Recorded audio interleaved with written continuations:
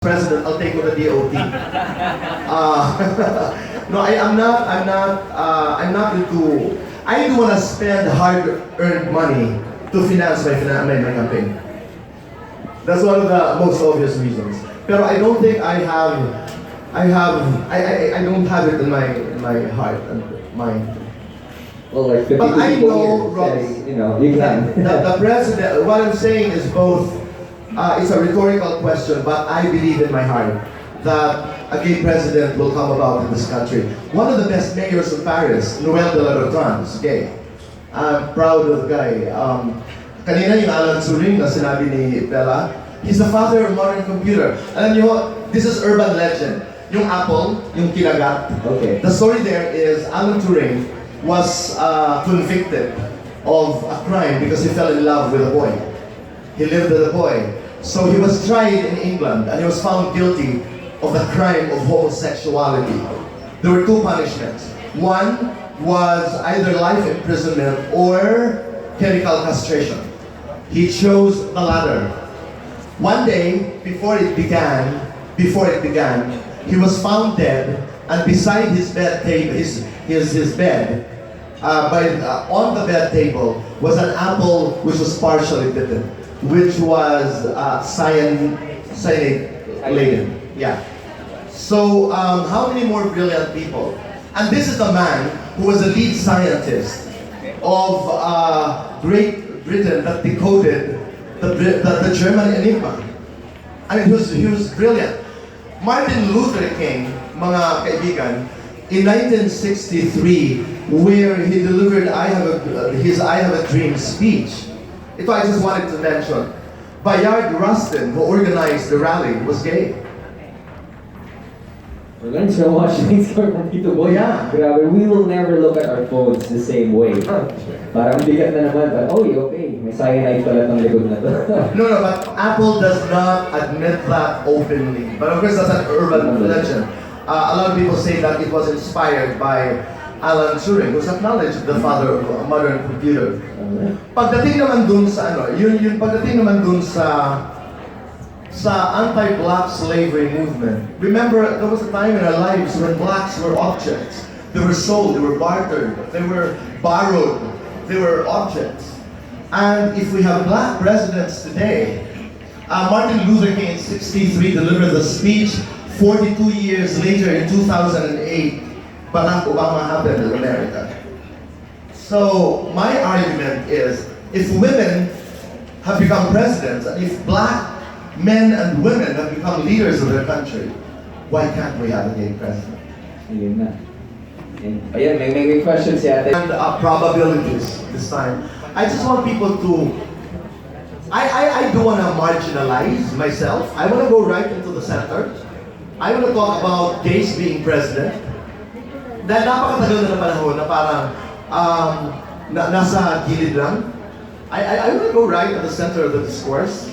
I want to go right into the discussion of why can't we have a great president? In the speech, for example, I enumerate the qualifications of a president, especially in this country. All you have to be is 40 years of age, 10-year residence, etc. It doesn't even say there as to whether you should be straight, woman or LGBT. It doesn't even say you have to graduate college. So if you go by the Constitution, Alexa, I want to provoke. I want to make people think. Instead of just entertaining ideas about the stereotypes that, di ba, yung, uy, bakla ka, okay ka naman sa akin, huwag ka lang masyadong malandi. Parang, let's get out of it. Iwanan na natin yun. Ano kung malandi? Di ba? I mean, we don't tell men and women that. Okay lang, pag kasing talino ka ng kapitbahay kong bakla, ba't may mga conditions? When in fact, we can be presidents. Now, of course, the obvious question is, am I entertaining ideas of running for public office? No, that's categorical, no. But I'm looking at the future. I really pray to God that one day a young boy, a young lesbian girl, will just shine and get into the political arena, run for the presidency and win. Point well taken. Could have gone had he not been assassinated. I mean, Harvey Milk was into politics. He did really well in San Francisco, and then what happened happened. I mean, does he have an influence on you? Especially with... Yeah, very difficult to answer because Harvey passed on at his prime. Yeah. Binaril ho si Harvey Milk ng... well, it's a long story. Fellow politician. It's a long story. But iconic. He inspired a lot of people. He was not there yet in the context of national politics in the United States, but he did fight. He did fight. And yes, he inspires. He inspires us. In the same way that the trans women, the queers, the LGBT people fought in 1969 at the Stonewall riots in New York. That marks officially the gay rights movement. Ang dami nakipaglaban na kasi katulad halimbawa sa Amerika, when they granted marriage equality in the United States, for example, nakakatuwa dahil meron ng marriage equality, pero nakakalungkot kung babasahin natin yung desisyon ng mga ibang justices. May mga ibang justices doon na nagsabing, if we grant marriage equality in this country, we will be granting cows and chickens and pigs in the future. But I think one of the most important lines was written by Justice Anthony Kennedy, who just passed on a couple months ago, who said that the reason why he believes that the LGBT people deserve marriage equality is because we honor it. We honor it because we want to be part of this sacrament. I don't think anybody would want to be part of this sacrament if we don't revere it. So, from Harvey Milk to Edie Windsor to all the men and women who came before us and have paved the way, we're grateful, Jake. We're really grateful. Our next question. Coming out is a personal decision. Nobody has the right to out anyone. If a person, for whatever reason, cultural, family, if a person decides to stay in the closet, that is a right that must be respected. I wouldn't want to say, lumabas na kayo kasi mas masaya. Hindi. Ako, my personal opinion is that has to be respected. There are people who are happy in there, so let them be. Just curious, what was your coming out story? What's your coming out? I didn't have a coming out story. I've always been out. I don't have a coming out story. But we never talked about it. Nanay and I never talked about it. I mean, mothers and their children understand each other. I don't have a coming out story. I would have wanted a musical. Ito, Kuya Boy, proud to be out there. Well, Do you think the president were gay, is gay? Do you think he'll be running our country better? Better is relative. I wouldn't be able. I wouldn't say with certainty that a gay president will be better. He can be the best. He can be better. He may not.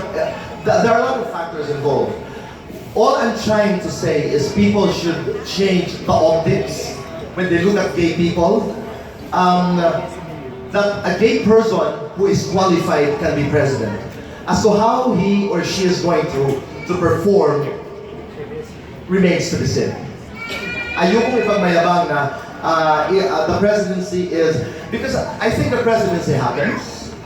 It happens to one. It's not something that one covets for, di ba? I mean, It's just like your universe is your destiny. it's a destiny. Ang gusto ko lamang ay mabago yung pananaw na pag bakla ka ay punchline ka, pag bakla ka ay katatawanan ka, pag bakla ka you're supposed to be weak. You know, like women, for example, in the history of humanity, kaya yung mga storms natin ay named after women in the past, or even yung mga ships, Queen Mary, etc. Because women were supposed to be fickle. There are things that must change. There are things that must change. Yun lang yung sinasabi ko na sana the next time people look at gays, it should be from a different lens. it should be from a different lens, from a different optics. Ano ba dapat ang change na unang i-address ng gay community for people to really take gay people as serious contenders for politics or the presidency? It will start from many points, from the personal, from the political perspective, from the cultural perspective. Sabay-sabay yun. Pero I think we have to do, as members of the LGBT community, we have to do what we can.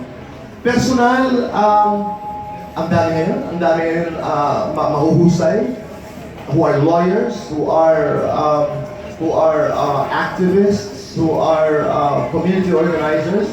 Ang dami. I mean, look at the way Barack Obama, for example, planned that career, as a community organizer. But it also has to come from the political perspective, because you can't just run for the president without you wetting yourself in the political arena. So, ang hirap na hirap kami when Ladlad was applying for accreditation in the COMELEC. Dahil sinabi nila ang COMELEC, to quote the COMELEC, we promote promiscuity. This was a COMELEC ruling, which was of course reversed by the Supreme Court. And we are not marginalized because there are people like Boy Abunda and R.S. Francisco, Enrique Reyes, etc., etc. That's from the political landscape. Some things have got to be done there. Cultural, patuloy natin, culture is a way of life. It evolves. May mga pananaw tayo na dapat binabasa. May mga pananaw na dapat baguhin. Kultura. In the 50s and in the 40s, in the 50s, a lot of men, if not a lot of gay men, had to marry because of social pressures. We know that in history. So, mabago lang sana, dahan-dahan lang. It's not easy. It's very difficult as a community, pero lahat naman pinagdaanan yun. Okay. Nandito naman kami, hindi naman ako itinutulak para, I've been on television for almost 30 years and I was not required to be funny or to be a punchline. Am I an exception? No. The biggest superstar in film and movies now is gay. I mean, Vice Ganda. So, we're making strides. Big strides, as a matter of fact. Pero kailangan may consciousness tayo na if women are versatile, if men are versatile, we are. Kaya in that speech I say, promiscuity is not an exclusive trait of the LGBT community. There are women who are promiscuous. There are men who are promiscuous. Sabi nga ni Hillary Clinton, LGBT rights is human rights. Yun lang yung gusto kong paglaban. Look at us as human beings. Nothing more, nothing less. Thank you.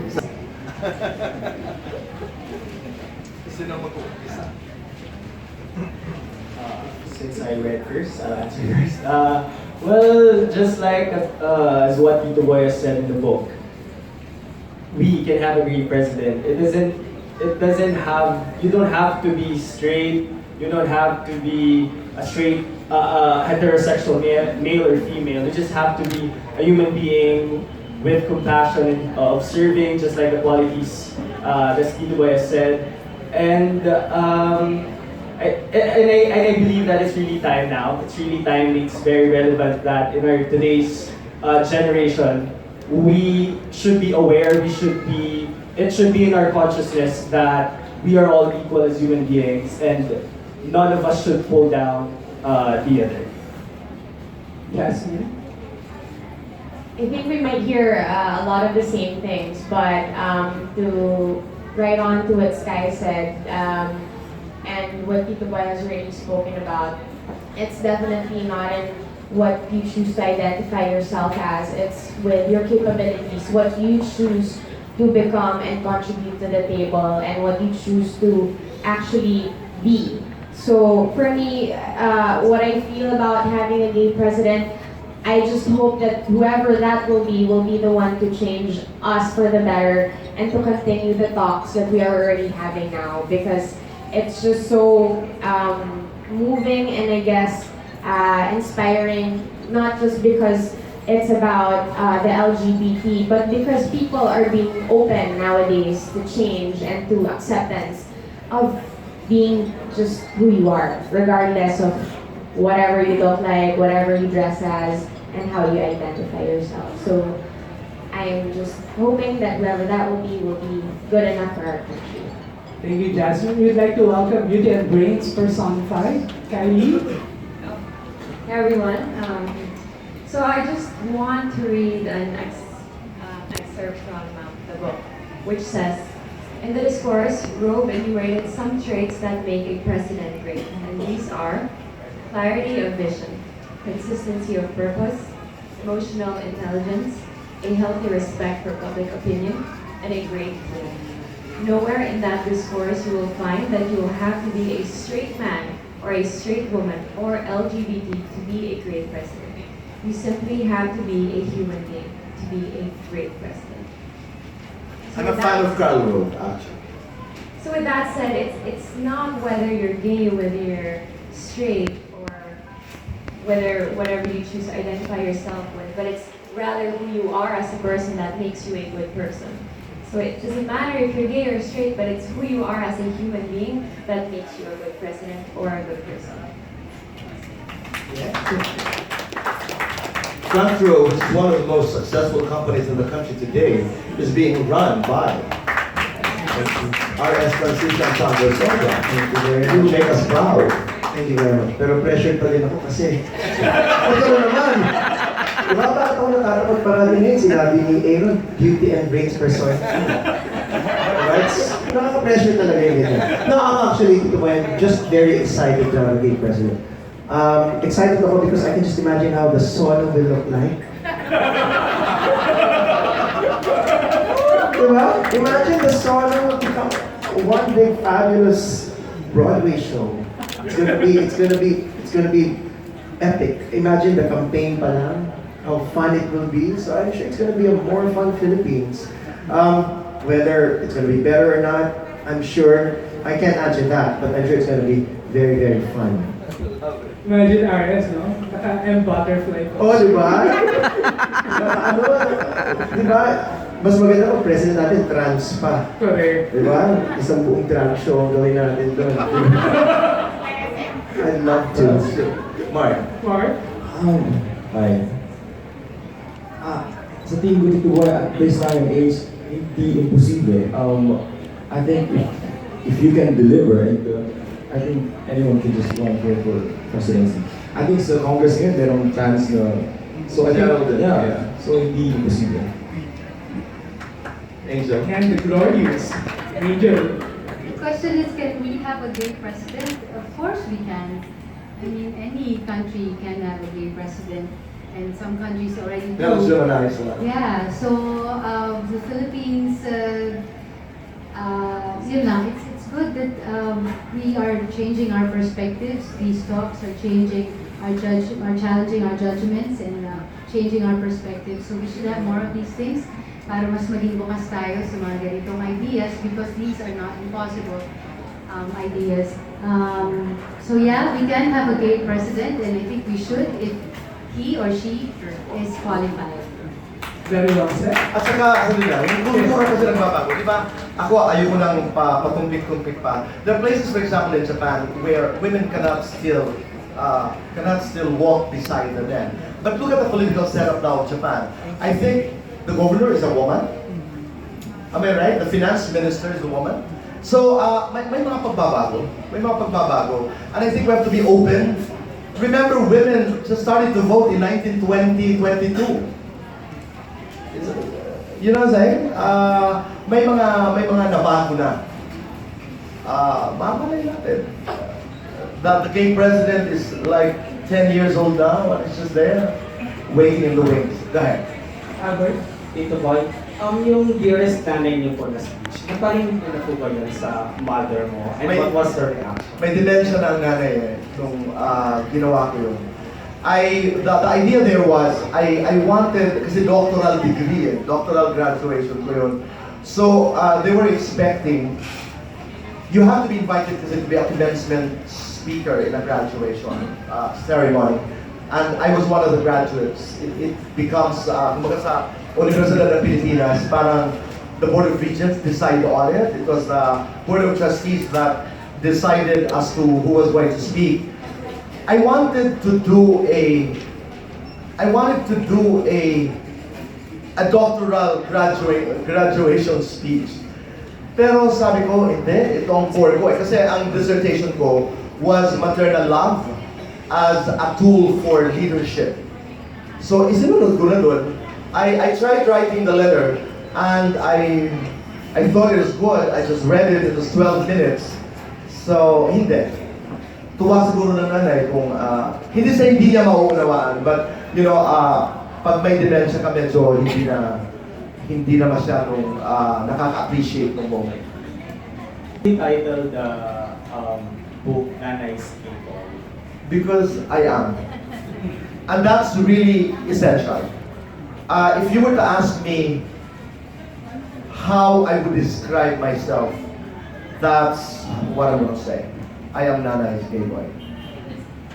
Feeling some also politics. You mentioned kanina sa intro different kinds of anxiety. And I want to ask the celebrities here if they have experienced any of those anxieties you mentioned. I think especially in public speaking. And for Tito Boy, as a talent manager, what would you advise, especially those young celebrities who will experience or are now experiencing anxiety and anxiety? Scary? Well, of course, just starting, and of course, I always get nervous, whether in front of the camera or in front of other people. But trying to get over it is based on the teachings of the great boy Abunda. Just stay true in your core, stay true on, believe on yourself, believe in your own truth, and it will come smoothly.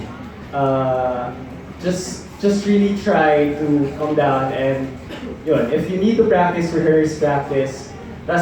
Tapos pag when you are already in that moment, let go. That's what I learned from people.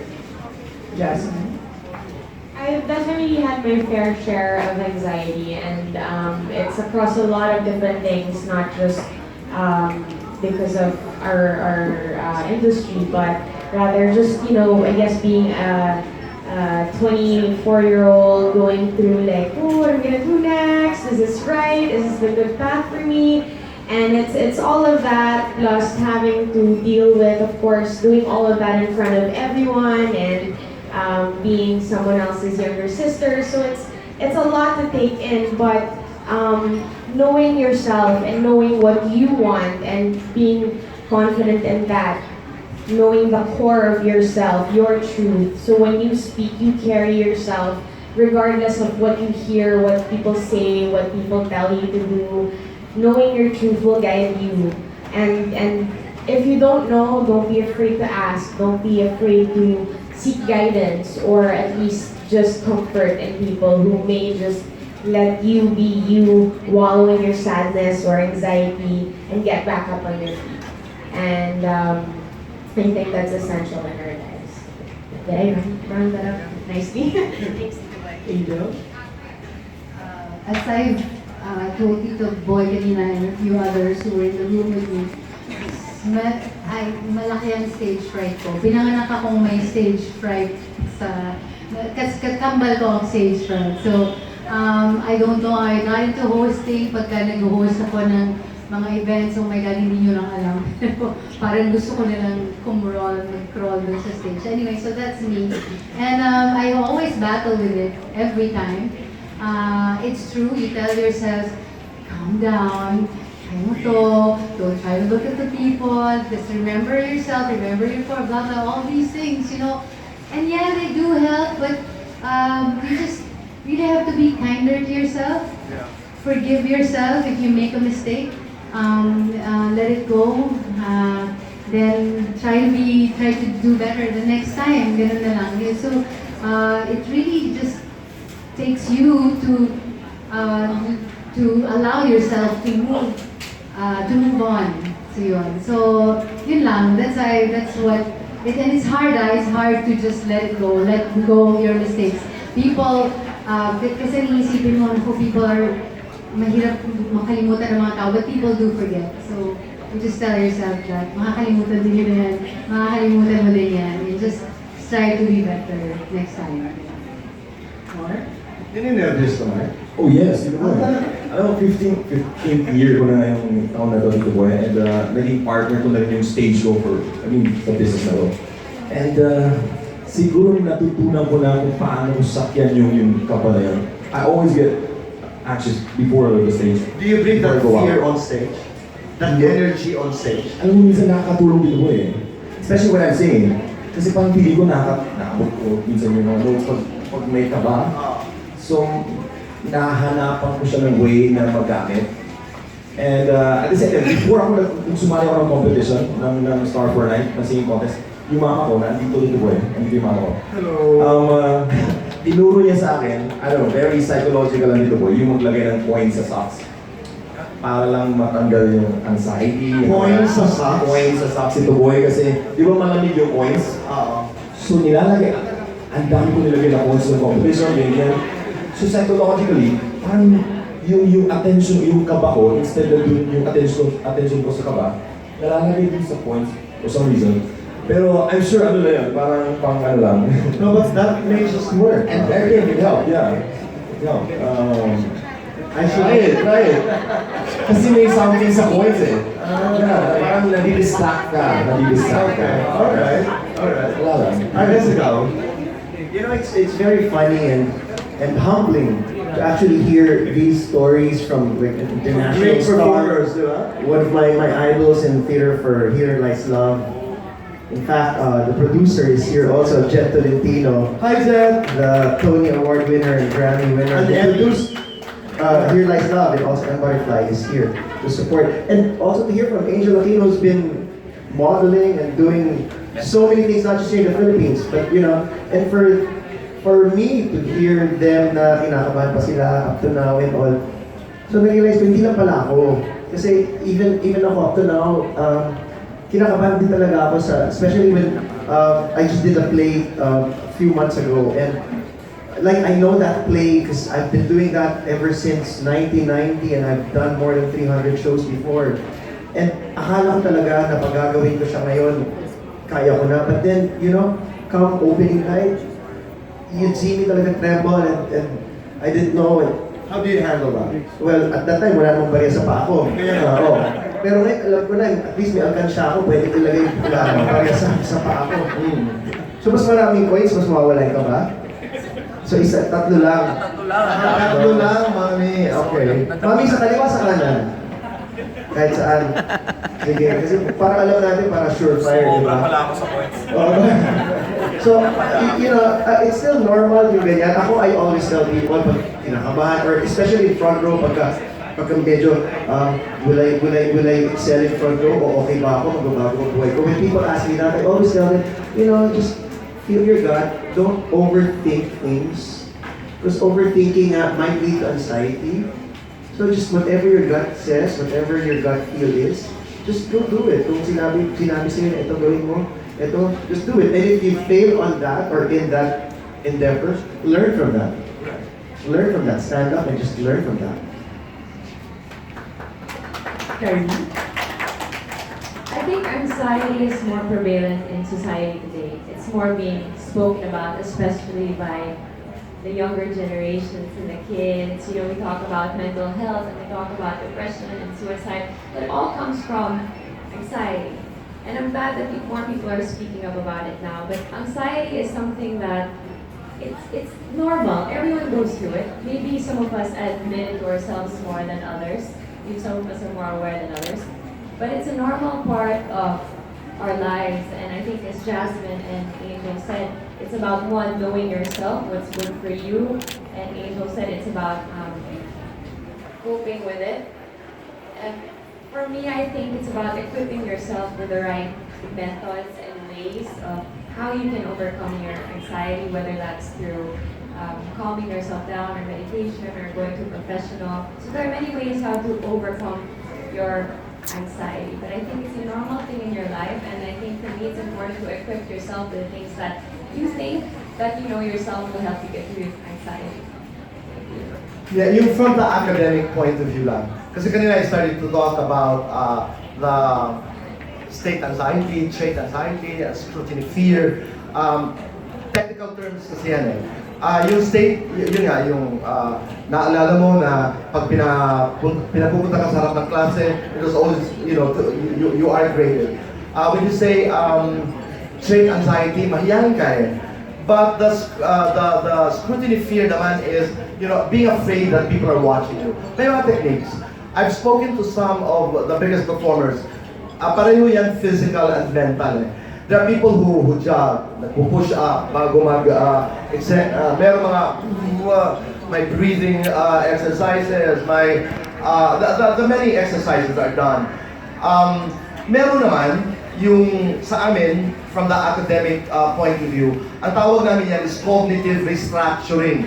Meaning, simple lang yun, change your mindset. It's cognitive restructuring.